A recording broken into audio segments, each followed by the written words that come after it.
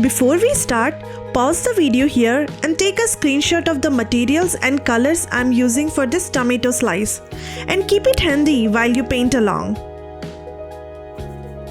The tomato is red, so why am I starting with yellow and blue? This is one of the most interesting parts of watercolor. If you jump directly into red, you can get the color, but you may miss the opportunity to build richer depth underneath. And for this tomato, I am using an underpainting technique. I start with cadmium yellow on the lighter side and use ultramarine on the darker side. And once this first layer is completely dry, I place cadmium red over it. Watch how the painting slowly changes. The yellow helps keep the lighter areas warm and fresh, while the ultramarine underneath gives the darker areas a cooler foundation. And this is something I want you to notice throughout the tutorial. And the final color doesn't always come from one paint. Sometimes the beauty comes from the colors underneath showing through the transparent layers. And for the leaves, I'm using sap green, then adding hooker's green and a little ultramarine for the darker areas. And for the cast shadow, I start with ivory black and later I will add a touch of dioxazine purple for more depth. Now let's quickly prepare the sketch. The drawing is very simple, so you can follow the same process shown on the screen. And focus on the overall shape first, then place the inner sections of the tomato. And pause the video here if you need more time to complete your sketch. Don't worry about making every line perfect. The watercolor will create most of the character. So here's my question for you. When you paint a red object, do you usually start directly with red or do you build the color underneath? Let me know in the comments and keep watching because in a few minutes you will see how these simple underpainting colors transform into a fresh tomato slice.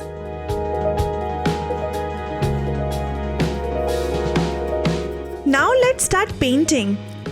I am thinking about the tomato in three main value areas: light, middle and shadow.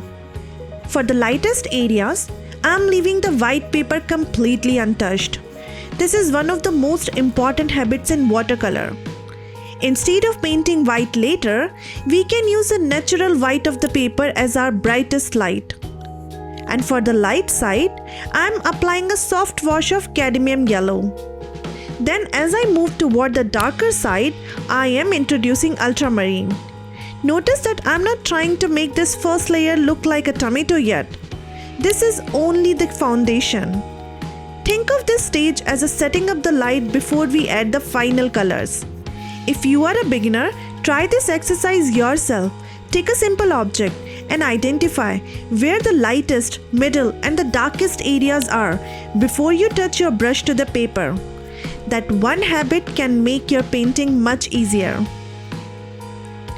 Now we are moving into the center of the sliced tomato. This area has lots of small shapes, but don't feel like you need to paint every detail immediately. I'm starting the seeds with cadmium yellow and cadmium orange. The main thing I'm watching here is the shadow around the center. There is a deeper recessed area inside the tomato, so I'm gradually introducing cadmium red.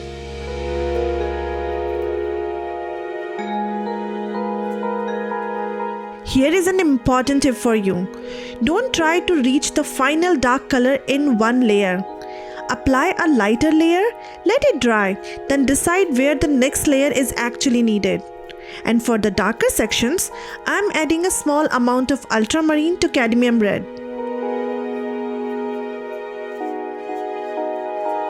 You only need a little. Try adding the darker mixture gradually rather than making the entire area dark. Think of it like building steps. Lighter layer, let it dry. Second layer, let it dry. And the darker accent. This gives you much more control. And here's something you can ask yourself while painting. Where does the form turn away from the light? And here's something you can ask yourself while painting. Where does the form turn away from the light? And that is where you usually need stronger values, not everywhere.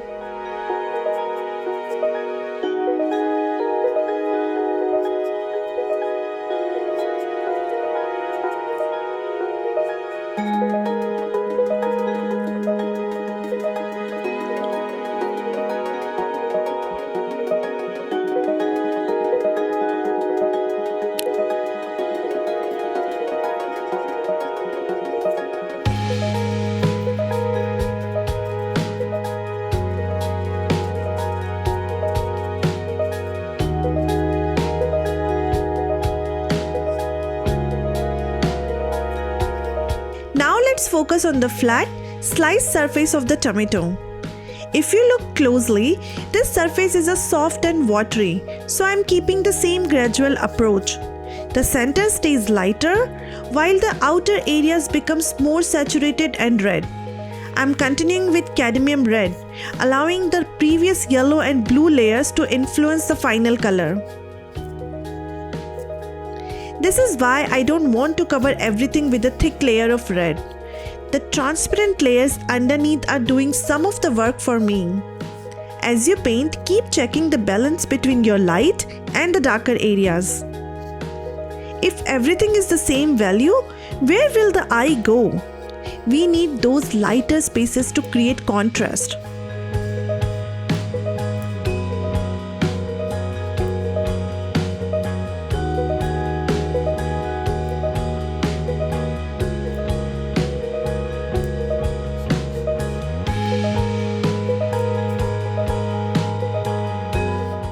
I'm also adding small variation to the surface. Don't try to make every mark identical.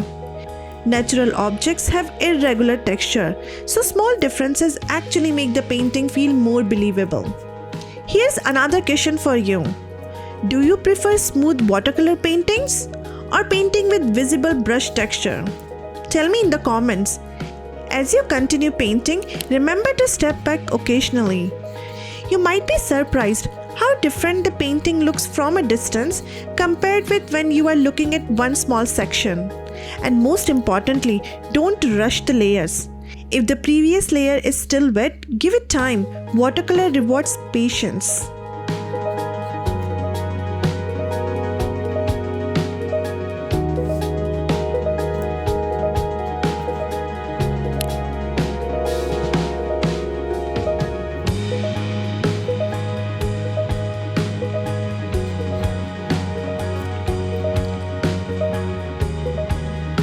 I'm also beginning the tomato skin with keep this layer very light. And at this stage, we are still establishing the color, not finishing the texture. If your paper looks too bright right now, don't worry. Watercolor often looks unfinished during the early stages. And the next few layers will gradually bring the painting together.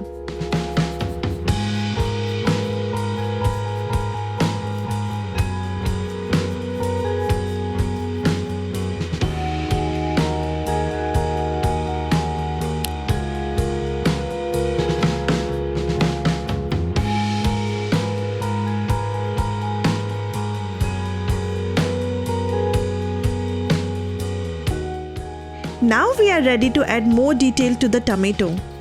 I am following the same principle we have been using from the beginning. Build slowly, let the layers work together. And for the tomato flesh and skin, the main color is cadmium red. For the darker areas, I am adding a little ultramarine. Notice how much difference a small amount of blue can make. It doesn't simply make the red darker, it also changes the temperature of the shadow. That's why color mixing is so important in watercolor.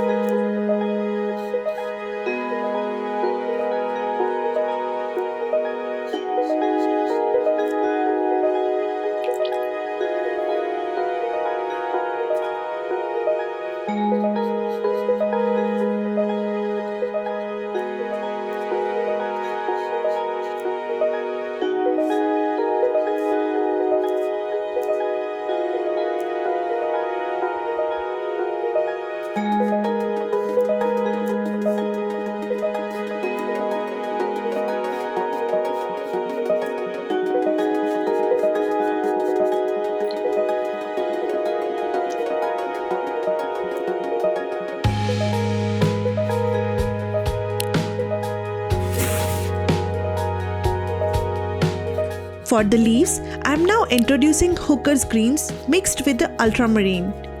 This creates a cooler, deeper green and helps separate the leaves from the bright red tomato.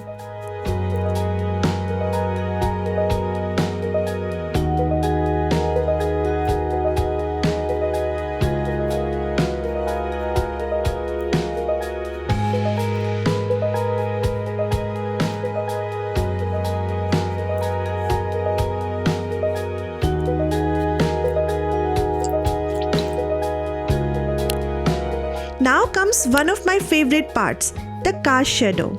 I am starting with ivory black, and once that layer is completely dry, I am adding a small amount of dioxazine purple. That little touch of purple gives the shadow more depth and makes it feel more connected to the colors around the tomato. And here's something very important about the first shadow layer. Don't lift the color while you are painting it. When there is more water and pigment in the first wash, allowing the colors to settle naturally can create a beautiful soft blend. If you keep disturbing the surface, you can lose that smooth transition. And once everything dries, you can come back and strengthen only the areas that need more depth.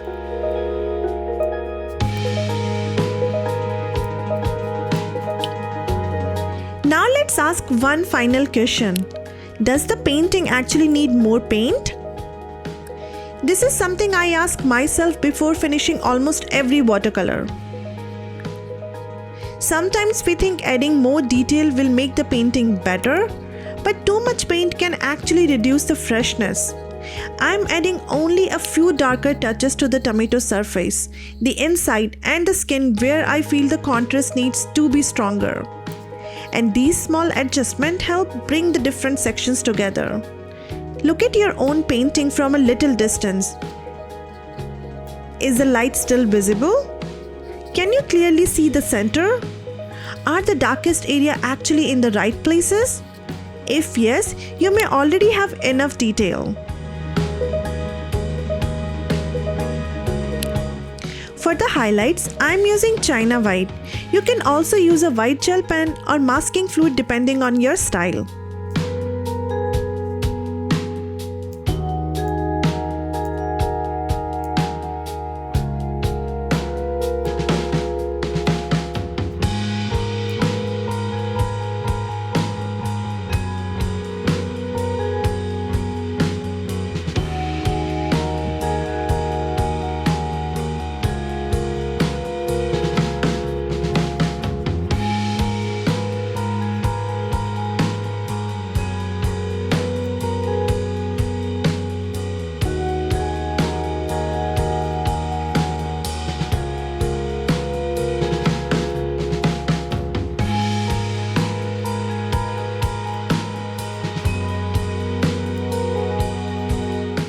And for my final step, I am using a black ballpoint pen to add a few loose construction lines.